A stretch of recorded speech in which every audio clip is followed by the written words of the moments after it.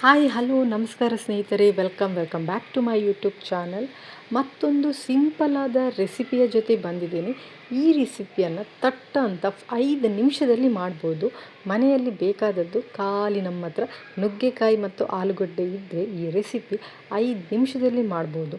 ರೊಟ್ಟಿ, ಚಪಾತಿ, ನೀರು ದೋಸೆಗಂತೂ ಈ ಒಂದು ಪಲ್ಯ ತುಂಬಾ ಸಖತ್ತಾಗಿ ಟೇಸ್ಟಿ ಕೊಡುತ್ತೆ. ಅದಲ್ಲದೆ ಅನ್ನ ರಸಮ್ ಜೊತೆನೂ ಈ ಪಲ್ಯ ತುಂಬ ಟೇಸ್ಟಿಯಾಗಿ ಇರುತ್ತೆ.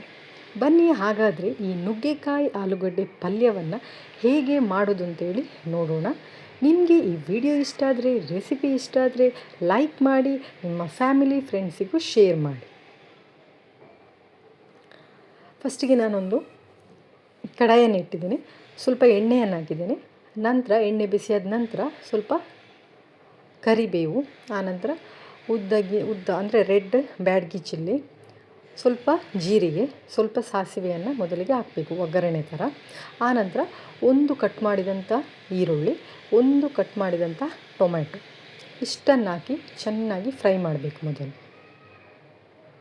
ತುಂಬಾ ಸಿಂಪಲ್ ಆಗಿದೆ ರೆಸಿಪಿ, ಟೇಸ್ಟ್ ಕೂಡ ಚೆನ್ನಾಗಿದೆ. ಆನಂತರ ಒಂದು ಅರ್ಧ ಟೇಬಲ್ ಸ್ಪೂನಷ್ಟು ಶುಂಠಿ ಬೆಳ್ಳುಳ್ಳಿಯನ್ನು ಹಾಕಬೇಕು. ನಾವಿಲ್ಲಿ ಆಲೂಗಡ್ಡೆ ಯೂಸ್ ಮಾಡಿದ್ದೀವಲ್ಲ, ಅದಕ್ಕೋಸ್ಕರ ಸ್ವಲ್ಪ ನಾನು ಶುಂಠಿ ಬೆಳ್ಳುಳ್ಳಿಯನ್ನು ಹಾಕ್ತಿದ್ದೇನೆ. ನಂತರ ಇವಾಗ ಮಸಾಲೆ ಹಾಕುವ ಟೈಮ್. ಇಲ್ಲಿ ಸ್ವಲ್ಪ ಉಪ್ಪು, ಹಳದಿ, ಜೀರಿಗೆ ಪೌಡರ್, ಕೊತ್ತಂಬರಿ ಪೌಡರ್, ಒಂದು ಅರ್ಧ ಟೇಬಲ್ ಸ್ಪೂನಷ್ಟು ಗರಂ ಮಸಾಲ, ಹಾಗೆಯೇ ಅರ್ಧ ಟೇಬಲ್ ಸ್ಪೂನಷ್ಟು ರೆಡ್ ಚಿಲ್ಲಿ ಪೌಡರನ್ನು ಹಾಕಬೇಕು. ಮಸಾಲ ನಮಗೆ ಜಾಸ್ತಿ ಬೇಕಿದ್ದರೆ ಜಾಸ್ತಿ ಯೂಸ್ ಮಾಡ್ಬೋದು, ಖಾರಕ್ಕೆ ಅನುಸಾರವಾಗಿ. ಖಾರ ಜಾಸ್ತಿ ಬೇಕಿದ್ದರೆ ಜಾಸ್ತಿಯನ್ನು ಹಾಕ್ಬೋದು. ಇವಾಗ ನಾನಿಲ್ಲಿ ತೊಳೆದು ಕ್ಲೀನ್ ಮಾಡಿ ಇಟ್ಟುಕೊಂಡಂಥ ನುಗ್ಗೆಕಾಯಿ ಮತ್ತು ಆಲೂಗಡ್ಡೆಯನ್ನು ಹಾಕ್ತಿದ್ದೀನಿ. ನುಗ್ಗೆಕಾಯಿ ತುಂಬ ದೊಡ್ಡ ಪೀಸ್ ಮಾಡಬಾರ್ದು, ಸಣ್ಣ ಸಣ್ಣ ಪೀಸ್ ಆಗಿರಬೇಕು.